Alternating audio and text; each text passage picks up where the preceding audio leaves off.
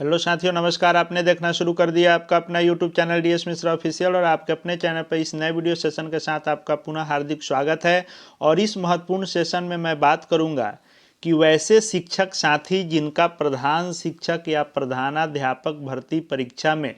हो चुका है और वे प्रधान शिक्षक और प्रधानाध्यापक बनने वाले हैं, तो जिन शिक्षकों का प्रधान शिक्षक में अथवा प्रधानाध्यापक में हो चुका है उन्हें विशिष्ट शिक्षक के रूप में योगदान करना चाहिए या नहीं करना चाहिए, क्योंकि लगभग सभी शिक्षक अभ्यर्थी जो प्रधान शिक्षक और प्रधानाध्यापक भर्ती परीक्षा में सफल हुए हैं वे सभी सक्षमता में भी सफल हैं और सभी विशिष्ट शिक्षक भी बनने वाले हैं। तो सभी लोग इसी आगे पीछे सोच में हैं कि क्या हम लोग एक बार विशिष्ट शिक्षक में भी योगदान करें, सारा डॉक्यूमेंट बनाएं, सारी जो प्रक्रिया है उसको करें, फिर तुरंत बाद प्रधान शिक्षक का भी होगा तो फिर उसमें भी सब कुछ करें। तो हम विशिष्ट शिक्षक में योगदान करें या नहीं करें, यह सभी साथियों के मन में प्रश्न आ रहे हैं। तो उसी पर इस महत्वपूर्ण वीडियो में बात करूंगा। तो वीडियो खास होगा, अंत तक बने रहेंगे।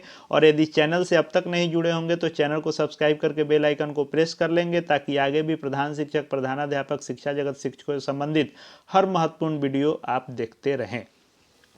तो जैसा कि हम लोग जान रहे हैं कि प्रधान शिक्षक में जो 36,947 शिक्षक साथी और प्रधानाध्यापक में 5,971 शिक्षक साथी उत्तीर्ण हुए थे, इनकी काउंसेलिंग जो हेड टीचर प्रधान शिक्षक थे उनका 9 से 14 तक हुआ, और जो हेडमास्टर में यानी प्रधानाध्यापक में उत्तीर्ण शिक्षक हैं उनका 20 से लेकर के 22 तक दिसंबर में काउंसलिंग हुई है। और काउंसलिंग के दौरान जिन शिक्षक साथियों का डाउटफुल हो गया है उनसे पुनः डॉक्यूमेंट अपलोड करवाया गया है, और इसके लिए 21 दिसंबर से 24 दिसंबर तक का समय दिया गया था। और आयोग ने पोर्टल खोला था, सभी लोगों ने फिर से सही से डॉक्यूमेंट अपलोड किया है, और वैसे शिक्षक साथियों की री-काउंसलिंग होगी प्रधान शिक्षक और प्रधानाध्यापक के लिए। लेकिन अभी तक न री-काउंसलिंग का कोई शेड्यूल जारी हुआ है और ना ही प्रधान शिक्षक और प्रधानाध्यापक के पोस्टिंग को लेकर के कोई दिशा निर्देश है, ना ही कोई विकल्प अभी तक मांगा गया, ना ही उसके बारे में कोई अगला आदेश है कि कब तक पोस्टिंग होगी, कैसे होगी। तो यह लाजमी है कि जो ये 36,947 प्रधान शिक्षक और 5,971 प्रधानाध्यापक बनने वाले हैं, ये विशिष्ट शिक्षक में भी उत्तीर्ण है, तो इसमें योगदान करें या नहीं करें।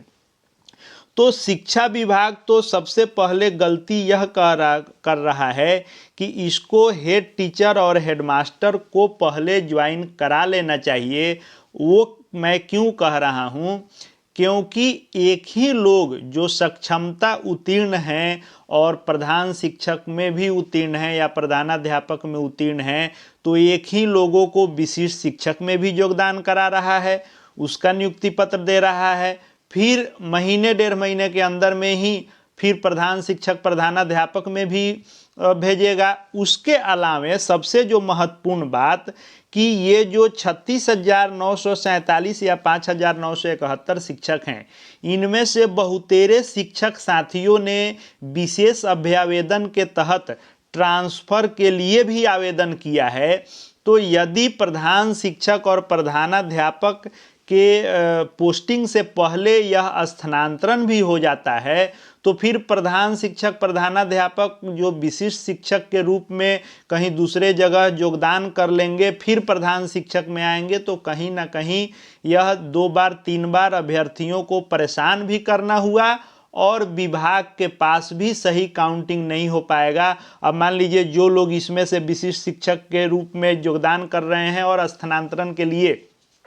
आवेदन किए हैं, तो उनका स्थानांतरण हो जाए, फिर वे वहाँ से छोड़ के प्रधान शिक्षक प्रधानाध्यापक में आ जाएंगे, तो वह फिर रिक्ति काउंट नहीं हो पाएगी। तो विभाग को तो सबसे पहले प्रधान शिक्षक और प्रधानाध्यापक को ही जो है पोस्टिंग कर देनी चाहिए, लेकिन विभाग इसको थोड़ा डिले कर रहा है। और इसी बीच विशिष्ट शिक्षकों के योगदान को लेकर के दिशा निर्देश जारी हो चुका है और 1 जनवरी से लेकर के और 7 जनवरी तक विशिष्ट शिक्षक के रूप में योगदान करना है। तो अब मैं अपना विचार आपके समक्ष यह रख रहा हूं कि यदि आपका विशिष्ट शिक्षक में भी योगदान का नियुक्ति पत्र मिल रहा है, यानी सक्षमता आप उत्तीर्ण हैं और विशिष्ट शिक्षक बनने वाले हैं,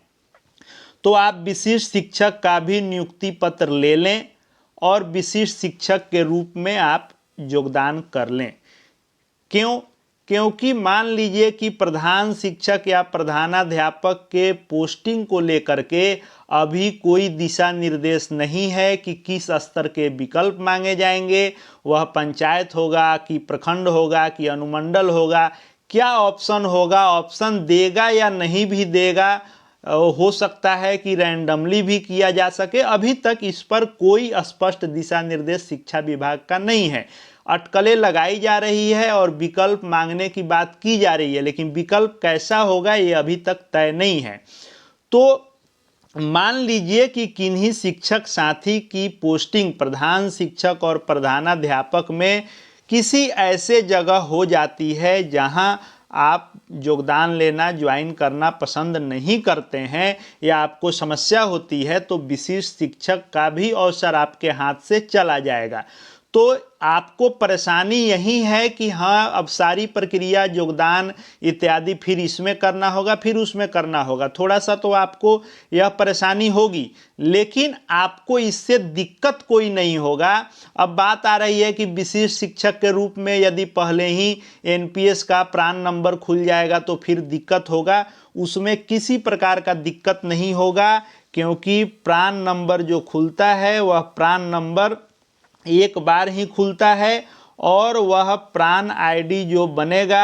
वह आपका विशिष्ट में भी यदि बन जाता है तो वही प्रान आईडी आपके प्रधान शिक्षक में भी शिफ्ट हो जाएगा। यदि सेम जिले में आप विशिष्ट शिक्षक हैं और उसी जिले में आप प्रधान शिक्षक बन रहे हैं तब तो कोई दिक्कत ही नहीं है। यदि जिला किसी का चेंज होता है प्रधान शिक्षक में तो वह जो डीडीओ नंबर होता है वह उस जिला से इस जिला में आपको ट्रांसफ़र करा लेना होगा, उसमें कोई दिक्कत नहीं है। यदि आपका 1 महीने का विशिष्ट शिक्षक के रूप में एनपीएस जमा हो जाएगा तो प्रधान शिक्षक का भी उसमें काउंट होते चलेगा, विशिष्ट वाला भी 1 महीना का आपका उसमें ऐड रहेगा। तो एनपीएस प्रान नंबर में कोई विशेष समस्या नहीं है, विभाग सेम है और जिला भी लगभग लोगों का सेम होगा। एक आध % लोग का इधर उधर होता है तो प्रान शिफ्टिंग भी हो जाएगा, उसमें कोई विशेष दिक्कत नहीं है।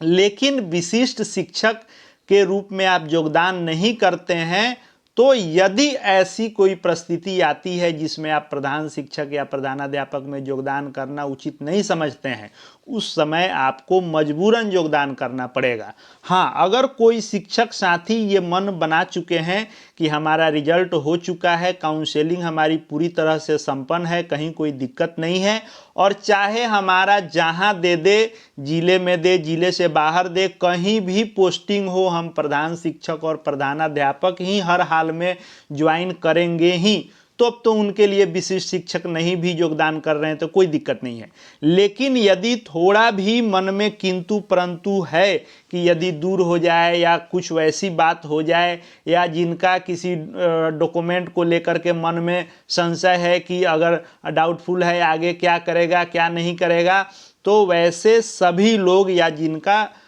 फाउंड करेक्ट भी हो चुका है उन सभी से मैं यही कहूँगा, मैं अपने विचार से, बाकी आप स्वयं भी अपना निर्णय ले सकते हैं, लेकिन मेरे विचार से आप विशिष्ट शिक्षक के रूप में निश्चित रूप से योगदान कर लें। आगे जो दिशा निर्देश आएगा प्रधान शिक्षक प्रधानाध्यापक में जब आपका होगा तो इसको छोड़ के आप उसमें योगदान कर लेंगे। आपका एनपीएस प्रान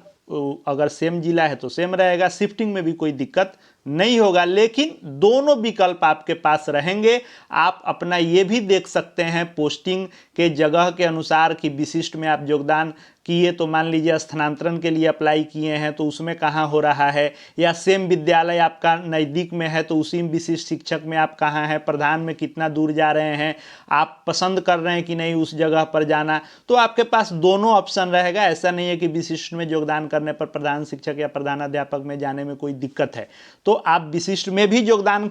कर लीजिए प्रधान शिक्षक और प्रधानाध्यापक का जब होगा, क्योंकि इसमें डिले होगा यह दिख रहा है, क्योंकि पहले अब विशिष्ट शिक्षक का योगदान होगा 1 से 7 तक, उसके बाद स्थानांतरण की प्रक्रिया होगी और संभवतः स्थानांतरण के बाद ही प्रधान शिक्षक और प्रधानाध्यापक की पोस्टिंग होने जा रही है। हालांकि विभाग की यह जो है गलत सोच है, पहले प्रधान शिक्षक प्रधानाध्यापक का कर देना चाहिए ताकि काउंटिंग सही हो सके रिक्ति की, लेकिन